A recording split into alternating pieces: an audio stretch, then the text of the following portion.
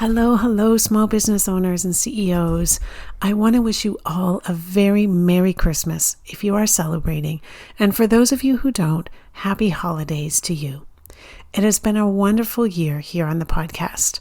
I've really enjoyed bringing you episodes each and every week to help you create a sustainable, successful business that grows while also giving you time to focus on what truly matters most. We've covered strategies to prioritize, how to plan effectively, and how to achieve your goals without working 24/7. Because it is the holiday week, I'm going to be replaying one of the most popular episodes from this year. I hope you'll be able to have a few minutes to sit back and enjoy. It's all about upping your leadership skills. Before we dive in, I just want to give a shout out and a thank you to all of you who have left a review here on the podcast. This helps me to keep bringing you wonderful things in this space and to get in front of more small business owners. I encourage you, if you've had any ahas from listening to this podcast, please take the time to leave a review. All right. Happy holidays, Merry Christmas to all of you, and I hope you enjoy the episode. Think systems and processes are the only keys to scaling your business? Think again. In this episode, I'm going to debunk the myth that structure alone guarantees success. Join me as I unveil the often overlooked heroes of growth within your business: leadership and communication. It's time to redefine your approach and discover how mutual purpose, dialogue, and shared goals can really elevate your team's performance. Don't just build systems, build leaders. Tune in and unlock the true formula for scaling your business with impact. Let's do this. Are you that driven entrepreneur who believes that working harder holds the key to your dreams? Are you drowning in the day-to-day tasks, wishing you had more time to strategize and cast the vision for your business growth? Hi, I'm Donna Dubé, your guide on this entrepreneurial journey. I've walked in your worn-out shoes, burning the midnight oil, convinced that sheer hard work was the secret to success. Just one more email, one more task, until I found myself on a one-way track to burnout. But here's the twist in the tale. I discovered that success isn't just about working harder, it's about working smarter. It's about being intentional with our time. It's about steering our ship with focus, because no team, system, or automation can outperform a lack of direction. In this podcast, I am sharing with you all the strategies for business growth that it took me years to learn. If you're ready to step out of the daily overwhelm so you can amplify your profits, then I'm ready to teach you. I believe the only limit to your business growth is the one you set for yourself. Go grab a notebook, warm up that cup of tea, and let's do this. Welcome back, business leaders. Today I'm sharing why systems are merely a starting point and certainly not the finish line when it comes to growing our business, because a crucial factor that is often overlooked is leadership. Leadership is how you create a scalable business where people hold one another accountable. The engine that makes leadership work is communication. So today we're going to explore 3 communication challenges that leaders must excel at when navigating to create a business, that doesn't have this constant top-down management. Instead, it creates bottom-up accountability. And I'm going to reveal the one communication skill that can help you get there faster. One misconception that I see a lot that I think deserves a lot more attention. And this is the misconception that having detailed systems in our business is enough for flawless team execution. Right? All I need is the perfect system and process. The SOP is all written out. Team knows exactly what to do, and things will run perfectly. But the truth is, systems and processes are a starting point. All the systems and processes in your businesses won't lead to a scalable business without this one factor: leadership. And yes, this is coming from the operations girl, the girl who believes that systems and processes are vital to your business growth. And while I do believe that having structure and having a team who's accountable and knows what they need to do is so important, all of that is not enough. We need leadership. Effective teams and high performance are more than just policies, processes, structure, and systems. I'm not saying you don't need these. Of course you do. But all of it doesn't run without leadership. When you're building your business, your team is the resource that allows you to scale. And leadership is how your team thrives. So despite what some gurus out there might have you believe, growth and scale in a service-based business isn't about implementing more processes or new processes. There's more to it than that. It requires getting people to hold each other accountable to those processes and systems. And that requires leadership. All right, so let's take a step back and actually look at the term leadership and what does it really mean when we say leadership. I'm sure some of you have some ideas that are coming to mind, but for me, it's a sum of several things. But the words that come to mind when I'm thinking about leadership are communication, decision-making, vision and strategy, problem solving, delegation, conflict resolution, empowerment, adaptability, cultural awareness, emotional intelligence. Okay, the list could go on, but for me, those are some common words that come to my mind when I'm thinking and talking about leadership. And I know if you look at all of that, it feels like a lot. But communication is really at the heart of leadership, because to do all of the above that we just mentioned, delegation, problem solving, decision making, conflict resolution, you must be able to clearly and effectively listen, dialogue, and connect with others so you can support your team's success. You know, we always hear this statement, good leaders are good communicators. But what defines a good communicator? Well, I believe there are 3 consistent communication challenges that I want to touch on with you today. And here's the thing, managing these 3 challenges comes down to doing one thing really well. And yes, I'm going to give you that one thing, so stay with me. Working on that one thing with my clients has helped them become better communicators and leaders. So first, let's dive into what are the top 3 communication challenges visionary leaders and CEOs come up against on a consistent basis. Number 1, it's the ability to transform challenges into powerful dialogue instead of jumping the gun and giving the fix. Has this ever happened to you? Have you ever been in a situation when your team came to you with a challenge and your instinct was to jump in and fix the problem instead of having dialogue with that team member and allowing them to come to the solution? Second communication challenge is the ability to make it safe to talk about almost anything. But you may be asking yourself, but why? This is a business. This is not just a friendship. Because you can't sweep things under the rug.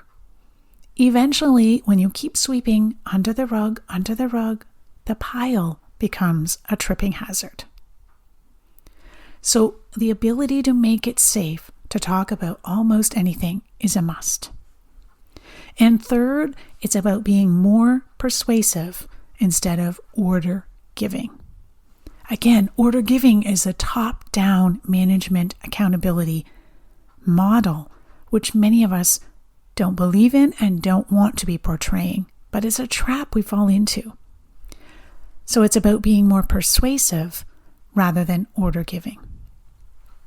And if you're listening and you're wondering, like, practically how or when are these communication challenges? When are they going to come up in my business? All the time. When something fails, when there's a need to move forward together as a group, when there's a need to give feedback to a team member who isn't meeting their commitments.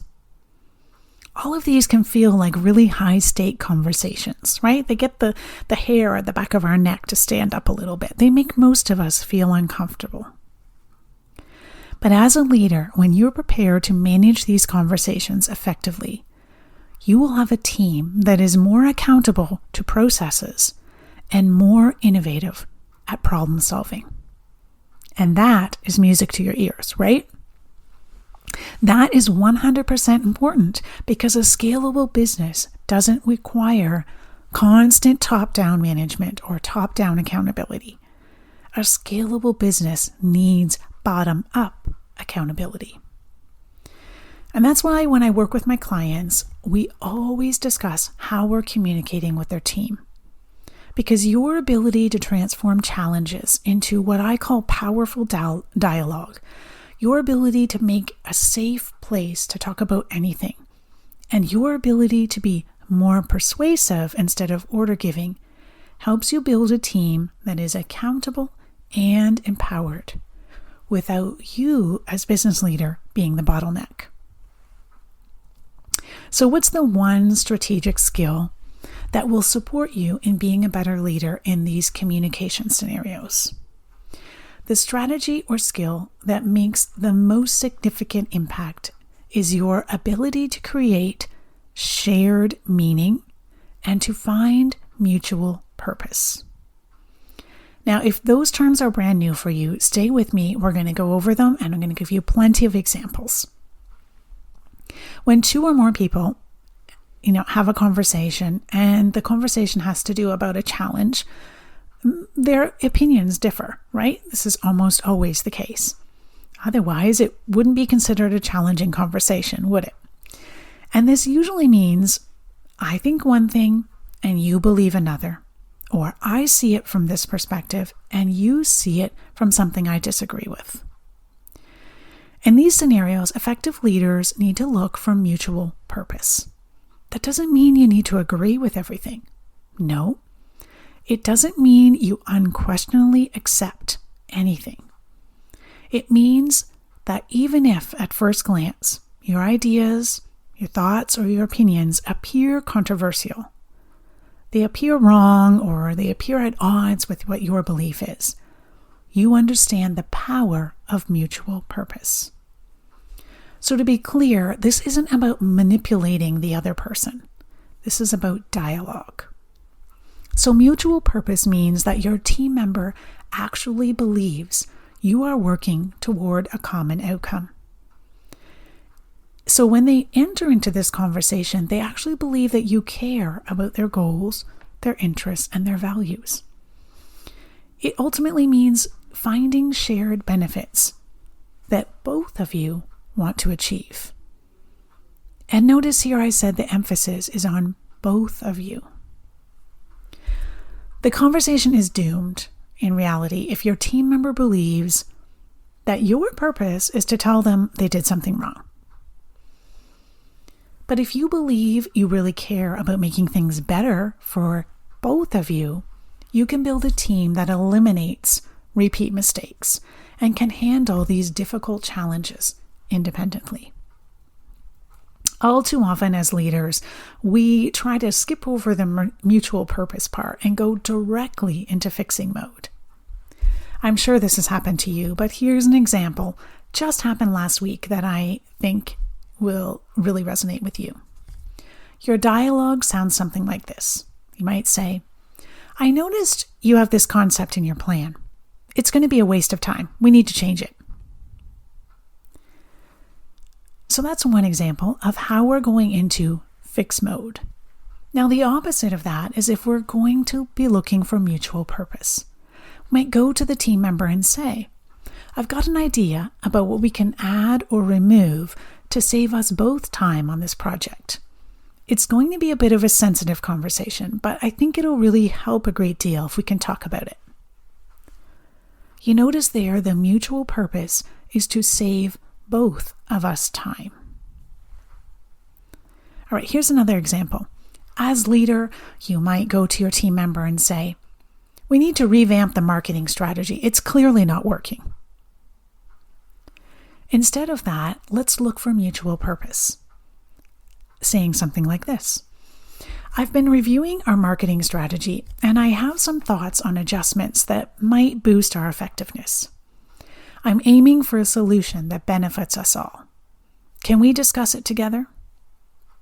You notice in that second example, I'm aiming for a solution that benefits us all. I might boost our effectiveness. Can we talk about it? You're letting the other team member know, this is where I'm at. I want to talk about a solution that benefits both of us, and giving them a heads up that this is what you want to talk about. So you see in each of these examples, the leader initiates the conversation with a shared goal or benefit in mind. This opens the door for collaborative problem solving and really encourages your team members to actively participate in finding solutions, instead of getting their back up that you're complaining or saying something isn't done right. And when we approach dialogue this way, it's clear what success looks like for both of you. And there's an opportunity to self-direct the solution. And self-directed solutions are the best and most powerful, because when someone feels that they've come up with a solution themselves, they take greater ownership of the outcome, instead of being told what to do. Mutual purpose doesn't take long to establish. You could see in those examples, just reflecting and changing the way we approached our team member makes all the difference. And you can start by doing this right now.